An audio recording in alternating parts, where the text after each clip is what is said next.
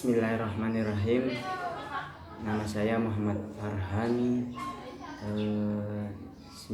9198202054 ya, dari IAIN Syekh Nurjati Cirebon, dengan jurusan Hukum Ekonomi Syariah dan Fakultas Syariah. Baik, di sini saya akan menjelaskan tentang pemahaman mengenai teori hukum ikhtiar dan teori hukum khosob dalam tindak pidana ekonomi.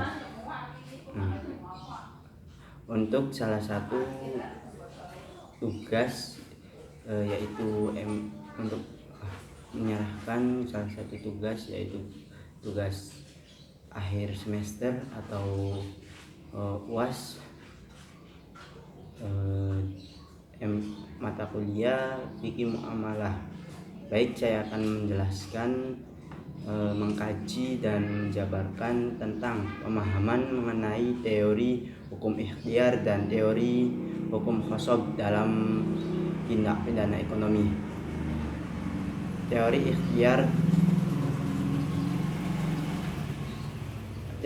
ikhtiar dalam perspektif hukum Islam merupakan salah satu problem ekonomi cukup serius, tidak kecuali Islam yang secara normatif telah memprediksi hal itu, tetapi juga non-Islam. Hal ini tidak dibenarkan oleh salah satu praktek ikhtiar adalah penimbunan terhadap suatu barang, di mana penimbunan yang dilakukan ini bertujuan untuk menunggu harga tinggi guna mendapatkan keuntungan yang besar. Hal ini sudah pasti diharamkan karena praktik yang itu bertentangan dengan maslahat ammah.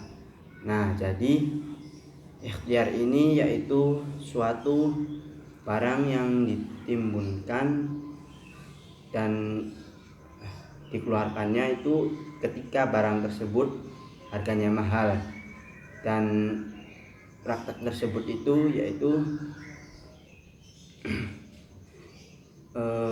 sangat merugikan sekali ya, dan tidak dibolehkan atau diharamkan. Terus dasar hukumnya itu yaitu man ahad karo fahuwa khoti, barang siapa menimbun maka dia telah berbuat dosa. Dari hadis riwayat Muslim ya, menimbun yang diharamkan menurut kebanyakan ulama fikih bila memenuhi 3 kriteria. Barang yang timbun melebihi kebutuhannya dan kebutuhan keluarga untuk masa 1 tahun penuh. Kita hanya boleh menyimpan barang untuk keperluan kurang dari 1 tahun, sebagaimana pernah dilakukan oleh Rasulullah SAW. Menimbun untuk dijual kemudian pada waktu harganya melambung tinggi dan kebutuhan rakyat sudah mendesak baru dijual, sehingga terpaksa rakyat membelinya dengan harga mahal.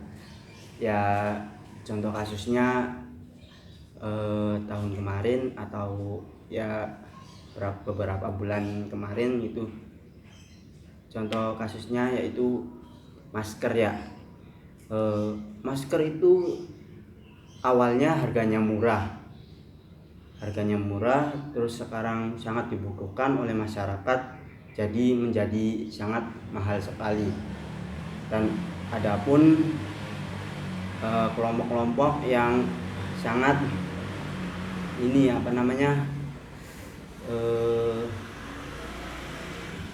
sangat memanfaatkan ketika membelinya pas waktu normal lalu ditimbun kemudian dijualnya pas waktu dibutuhkan dan menjadi harganya mahal. Tuh contohnya seperti itu pada kasus tersebut. Kemudian praktek ikhtiar dalam perekonomian. Ikhtiar yang terjadi di pasar biasanya tidak dikenali dengan melihat bentuknya, yaitu terjadi secara natural monopoli, yaitu ikhtiar terjadi secara alami.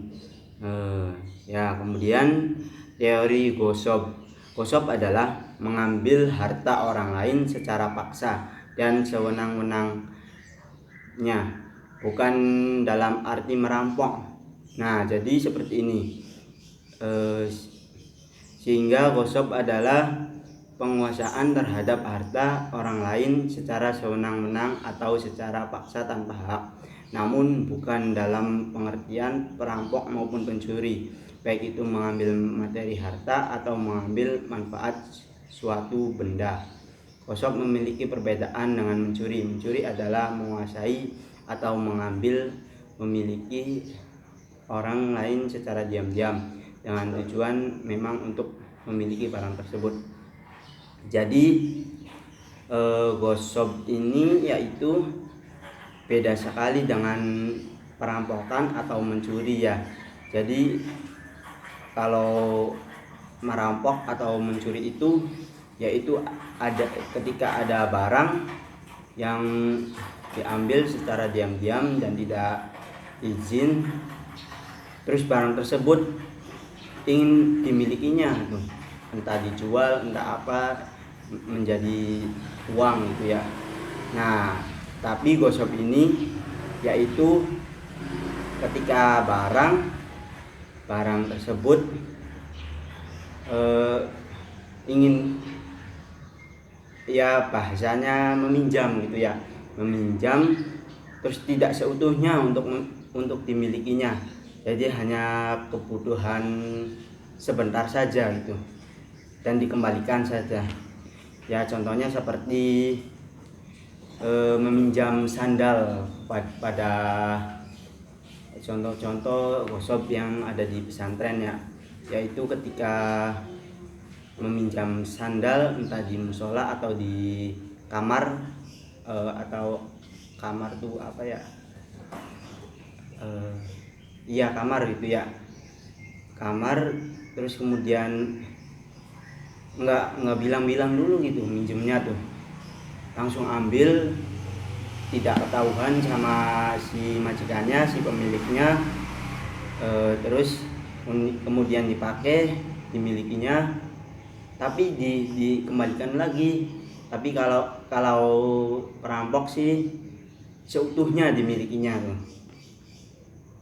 Dasar hukumnya gosok itu yaitu dan janganlah sebagian kamu memakan harta sebagian yang lain di antara kamu dengan jalan yang batil, dan janganlah kamu membawa urusan harta itu kepada hakim supaya kamu dapat memakan sebagian daripada harta benda orang lain itu dengan jalan berbuat dosa. Tuh, jadi hukum dasar hukumnya itu yang ya sudah dijelaskan ya, firman Allahnya wala taqalu amu lakum binakum ba'il watadlu biha ilayyal hakama la taqulu farabita min amwal linisa bila summa ta'lamun. Tuh seperti itu ya. Kurang lebihnya seperti itu pemaparan dari tentang gosok dan ikhtiar. Jadi gosok itu yaitu ketika sesuatu ada barang yang ingin meminjam lah bahasanya, tetapi tidak bilang-bilang dulu sama si majikannya atau pemiliknya, tapi barang tersebut tidak seutuhnya untuk dimilikinya. Beda sekali dengan perampok atau pencurian. Jadi ada suatu barang yang ingin dimilikinya, tapi barang tersebut seutuhnya untuk dimilikinya, entah untuk dijual atau entah di apa gitu ya. Kurang lebihnya seperti itu penjelasan dari materi ikhtiar dan materi gosok. Kurang lebihnya mohon maaf. Billahi taufik wal hidayah. Wassalamualaikum warahmatullahi wabarakatuh.